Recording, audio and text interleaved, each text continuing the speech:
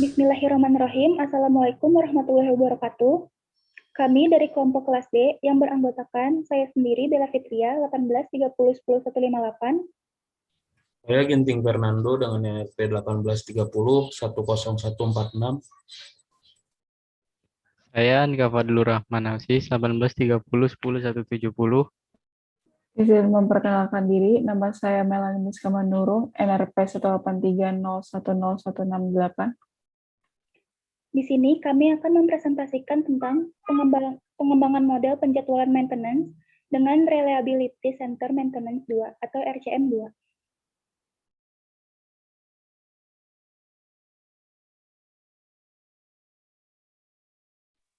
Yang pertama itu latar belakang masalah. PT XYZ merupakan salah satu industri yang sudah mengikuti perkembangan perindustrian.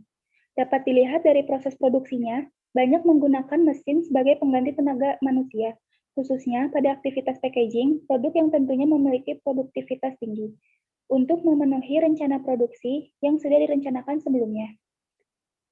Kondisi operasional dari mesin produksi tersebut akan dipengaruhi oleh beberapa faktor, yaitu usia mesin, kemampuan operator untuk menggunakannya, dan lain-lainnya. Selanjutnya itu ada identifikasi permasalahan.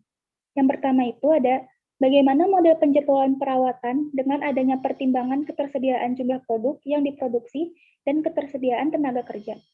Yang kedua, bagaimana kebijakan metode RCM2 untuk menentukan perawatan yang dilakukan terhadap komponen yang mengalami kerusakan. Dan yang terakhir itu ada bagaimana kapan waktu perawatan yang efektif untuk menjaga keandalan komponen dan meminimasi persediaan. Selanjutnya itu ada tujuan. Yang pertama ada untuk menghasilkan formulasi model matematis penjadwalan aktivitas, perawatan dengan pertimbangan ketersediaan jumlah produk yang diproduksi dan ketersediaan tenaga kerja yang ada. Yang kedua ada untuk mengetahui apakah menggunakan metode RCM2 dapat menentukan perawatan yang tepat terhadap komponen yang mengalami kerusakan. Dan yang terakhir itu untuk menentukan interval perawatan optimal terhadap komponen mesin. Selanjutnya itu ada manfaat. Yang pertama, menghasilkan formulasi model matematis penjadwalan aktivitas perawatan dengan pertimbangan ketersediaan jumlah produk yang diproduksi dan ketersediaan tenaga kerja yang ada. Yang kedua, dengan menggunakan metode RCM2 dapat menentukan perawatan yang tepat terhadap komponen yang mengalami kerusakan. Dan yang terakhir, dapat mengetahui interval perawatan optimal terhadap komponen mesin. Selanjutnya akan dijelaskan oleh rekan saya, Melanie. Selanjutnya, di sini saya akan menjelaskan tentang deskripsi sistem aktual, di mana pengertian dari deskripsi sistem aktual ini adalah bagaimana suatu sistem ini bekerja di dalam PT XYZ. Bisa dilihat bahwa di screen ini merupakan aliran proses dari mesin yang akan digunakan.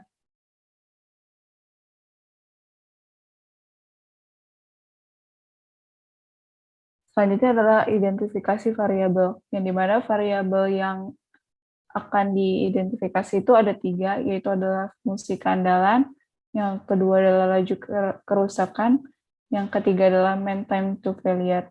Yang pertama adalah fungsi keandalan, yang merupakan fungsi utama dalam yang adalah waktu terjadinya kerusakan atau time to failure yang bersifat random atau acak.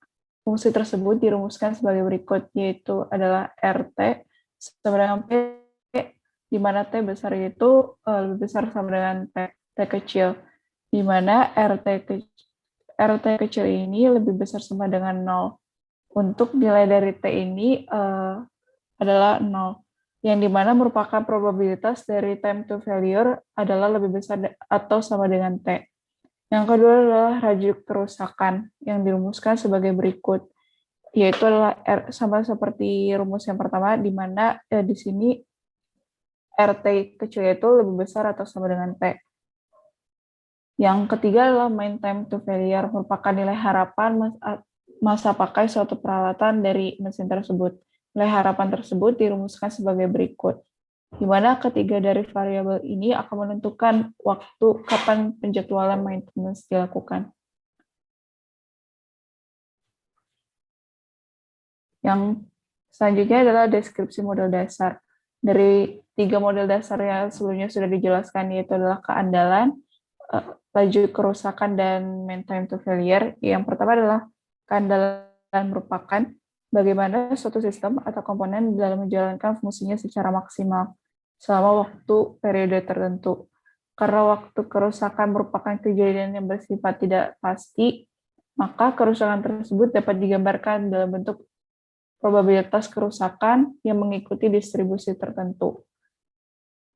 Yang terakhir adalah mean time to failure, merupakan nilai harapan dari masa pakai suatu peralatan atau mesin-mesin yang digunakan. Selanjutnya akan dijelaskan oleh Anka.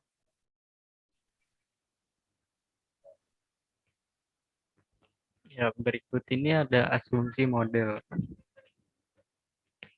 Asumsi model dari PT-XYZ. Terdapat distribusi eksponensial. Ada berikut rumusnya. F besar T sama dengan 1 minus E minus alpha T. Kemudian dirubah menjadi lebih spesifik. Lalu maka didapatkan MTTF seperti di gambar berikut. Lalu ada distribusi log normal. Yang MTTF distribusi log normal adalah rumusnya seperti di gambar berikut. Lalu ada distribusi Weibull. MTTF distribusi Weibull adalah seperti berikut.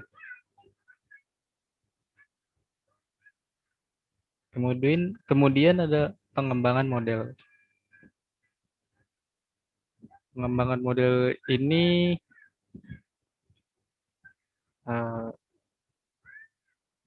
bisa dijelaskan pada gambar kiri layar atas. Terus ada keterangan notasi, yaitu ada I besar, yaitu adalah indeks lini produksi. J besar itu adalah indeks part mesin dari lini produksi yang menjadi objek penelitian. Lalu ada LT, rencana produksi dari lini produksi pada waktu T atau unit per minggu. Ada MIJ, sama dengan jumlah personil maintenance atau orang yang tersedia untuk melaksanakan aktivitas maintenance lini produksi untuk part mesin J. Itu selanjutnya ada MINTF, IJ, yaitu adalah waktu interval tercepat yang terjadi kerusakan pada part J pada lini NI sama dengan himpunan jumlah part mesin dari setiap lini produksi per unit atau unit. Terus ada RIJ, yaitu MTTF pada part mesin J lini produksi I dalam suatu minggu. XIT, yaitu variabel keputusan untuk lini produksi I pada waktu T yang mengalami proses maintenance yang sama dengan 1 apabila lini produksi mengalami proses maintenance atau 0 sebaliknya. XPIJK, yaitu variabel keputusan untuk part mesin J dari lini produksi I yang mengalami proses maintenance pada waktu mulai dilaksanakannya aktivitas maintenance sama dengan 1 apabila part mesin J dari lini produksi I mengalami proses maintenance atau 0 sebaliknya. Lalu ada hasil pengujian model. Hasil pengujian model terdapat failure consequence. Failure consequence bertujuan untuk menganalisa dampak yang ditimbulkan oleh function failure yang terjadi pada komponen kritis. Dampak kegagalan tersebut antara lain ialah hidden failure, safety and enforcement, operational consequence, dan non-operational consequence. Hasil pengujian model dilakukan dengan menganalisis, dengan memasukkan semua failure model ke dalam RCM2, decision diagram, untuk mengetahui konsekuensi dari kegagalan yang terjadi dan jenis perawatan yang sesuai dengan penyebab kegagalan. Setelah itu, hasil keluaran dari failure consequence dan jenis perawatan yang sesuai tersebut dituangkan ke dalam RCM2, decision worksheet. Lalu ada proactive text and default action. Proactive text merupakan langkah atau tindakan yang diambil untuk mencegah terjadinya failure mode. Sedangkan default action merupakan tindakan yang dapat dilaksanakan apabila proactive text tidak dapat mencegah terjadinya failure mode.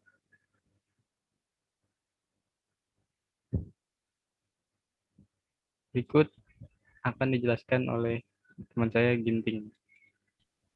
Di sini saya akan menjelaskan mengenai analisa dan kesimpulan. Pertama, analisa, yaitu model penjadwalan aktivitas maintenance dengan pertimbangan ketersediaan produk untuk pemenuhan demand customer, ketersediaan manpower, dan kesesuaian dengan MTTF dan MTTR dari part mesin produksi dengan fungsi tujuan meminimasi total kuadrat inventory berhasil dikembangkan. Ini dibuktikan dengan dihasilnya solusi yang optimal dan sesuai dengan ketiga pertimbangan constraint tersebut. Namun, dengan menggunakan RCM2, strategi yang diusulkan akan lebih beragam dan spesifik. Untuk kriteria variasi inventory, model existing memberikan hasil sejumlah 307, 140, 215, 847, 354 unit 2. Sedangkan dengan model usulan memberikan hasil sejumlah 264, 672, 010, 890, 729 unit. Dilakukan formulasi model matematis terhadap permasalahan yang akan dipecahkan, yaitu penjadwalan aktivitas, perawatan yang optimal dengan menentukan interval perawatan terhadap komponen mesin dengan fungsi tujuan minimasi variasi inventory dalam rentan periode tertentu. Selanjutnya, kesimpulan. Kesimpulan yang dapat diambil dari penelitian ini adalah penjadwalan aktivitas maintenance dengan pertimbangan ketersediaan produk untuk pemenuhan demand customer, ketersediaan manpower, dan kesesuaian dengan MTTF dan MTTR dari part mesin produksi dengan fungsi tujuan minimasi total kuadrat inventory berhasil dikembangkan model penjadwalan aktivitas maintenance usulan pada penelitian. RCM2 dari masalah penjadwalan ini telah disusun sesuai dengan prosedur pada RCM2, decision diagram pada lampiran. Namun dengan menggunakan RCM2, strategi yang diusulkan akan lebih beragam dan spesifik. Pada part lini D11 memiliki strategi antara schedule, discard task, dan schedule on condition task. Strategi maintenance yang akan dilakukan.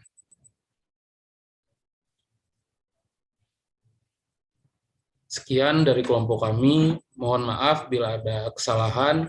Terima kasih atas perhatiannya. Assalamualaikum warahmatullahi wabarakatuh. Waalaikumsalam warahmatullahi wabarakatuh. Waalaikumsalam warahmatullahi wabarakatuh.